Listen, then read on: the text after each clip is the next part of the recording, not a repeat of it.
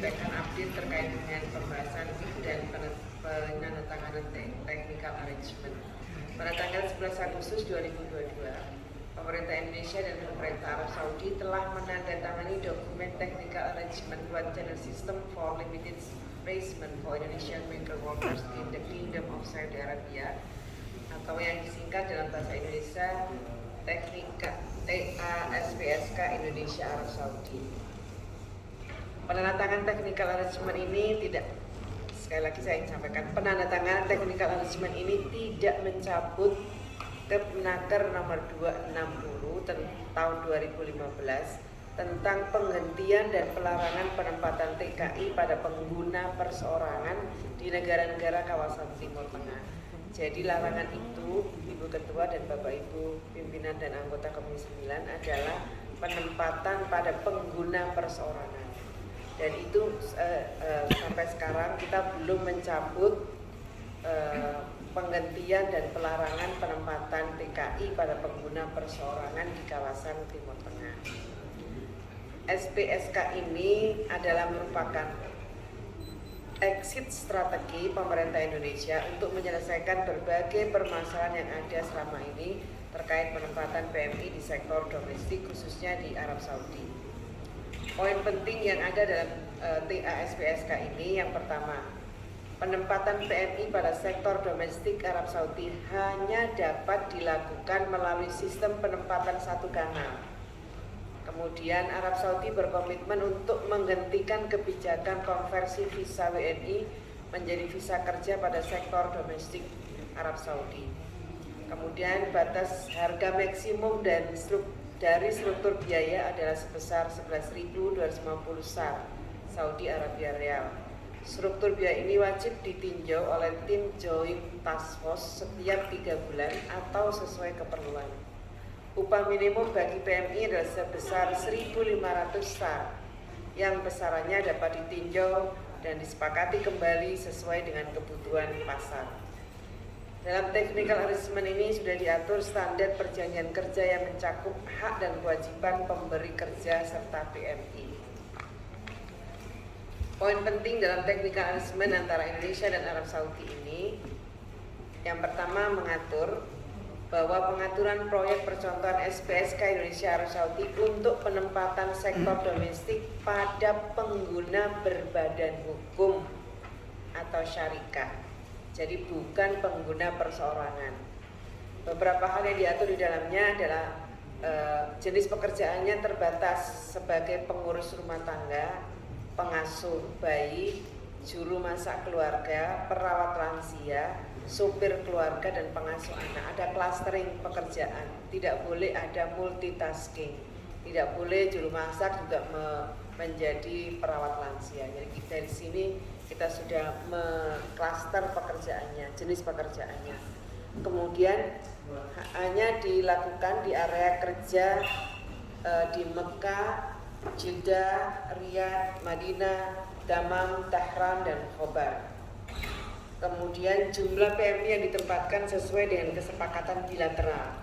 Kemudian PT KMI dan badan hukum yang terlibat harus memiliki izin. Yang berikutnya, proses perekrutan dan penempatan dilakukan untuk jangka waktu 6 bulan sejak penempatan pertama. Proyek percontohan SPSK Indonesia Arab Saudi dapat ditangguhkan atau diberhentikan berdasarkan hasil evaluasi pelaksanaan oleh tim Joint Task Force. Dokumen TASPSK Indonesia Arab Saudi berlaku selama 2 tahun dengan 6 bulan untuk proses perekrutan dan penempatan serta 18 bulan untuk proses persiapan dan evaluasi. Implementasi TASPSK Indonesia Arab Saudi didiskusikan dalam forum JTF setiap 3 bulan atau sesuai dengan keperluan. Yang berikutnya, evaluasi dilaksanakan dengan mengembangkan dan mengacu pada indikator kinerja utama yang ini juga sudah disepakati bersama dan ditetapkan dalam dokumen TASPSK Indonesia Arab Saudi.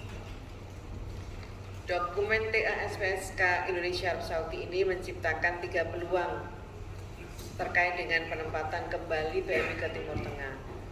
Peluang pertama, Dokumen ini meningkatkan perlindungan terhadap PMI karena kontrak PMI adalah dengan pemberi kerja berbadan hukum. Jika terdapat masalah kerja, maka mudah untuk melacak dan menghubunginya. Kedua, sistem penempatan satu kanal dapat meminimalisir penempatan PMI secara non-prosedural. Yang ketiga, dengan adanya dokumen ini membuka peluang kesempatan kerja layak bagi pencari kerja yang berminat bekerja untuk Arab Saudi. Meskipun TASPSK ini terbatas pada penempatan PMI di sektor domestik Arab Saudi, sebenarnya terdapat potensi penempatan pekerja profesional Indonesia di negara tersebut, antara lain untuk tenaga kerja kesehatan seperti perawat dan bidan, kemudian tenaga kerja pelayanan umum, misal barista, chef, cleaning service, dan lain sebagainya. Kemudian hospitality, contohnya terapis spa, kemudian sopir bus dan teknisi otomotif. Dan ini disampaikan pada waktu penandatanganan TA tersebut. Bapak Ibu, pimpinan dan anggota Komisi 9 yang saya hormati, ada beberapa tantangan dan rencana aksi untuk menindaklanjuti penandatanganan TASPSK tersebut. Yang pertama, masih diperlukan pertemuan teknis secara berkala untuk mempercepat integrasi SPSK Indonesia. Dalam hal ini adalah Siap Kerja dan Arab Saudi menggunakan Musanet. Hal ini mengingat SPSK direncanakan sudah selesai dan dapat beroperasi pada akhir bulan September 2022. Kita masih punya waktu sampai September untuk bisa mengimplementasikan TA ini. Kemudian kami juga membutuhkan mensosialisasikan TA ini kepada masyarakat, melibatkan para pemangku kepentingan, pemerintah daerah, masyarakat sipil, pelaku usaha, dalam hal ini P3MI. Kemudian juga diperlukan bimbingan teknis operasionalisasi SPSK untuk P3MI dan operator pada perwakilan kita baik di Riyadh maupun di Jeddah. Juga diperlukan langkah-langkah untuk menjaga dan memantau komitmen Arab Saudi dalam menghentikan kebijakan konversi visa bagi WNA menjadi visa kerja pada sektor domestik. Kita terus memantau itu. Mereka juga menyadari bahwa masih dalam proses pemantauan agar konversi itu tidak dilakukan lagi. Kemudian yang tidak kalah pentingnya juga diperlukan penguatan peran petugas imigrasi pada tempat pemeriksaan akhir di embarkasi dalam rangka pencegahan PMI yang tidak sesuai dengan prosedur. Bapak Ibu pimpinan dan anggota Komisi 9 yang saya hormati, itu terkait dengan poin yang pertama.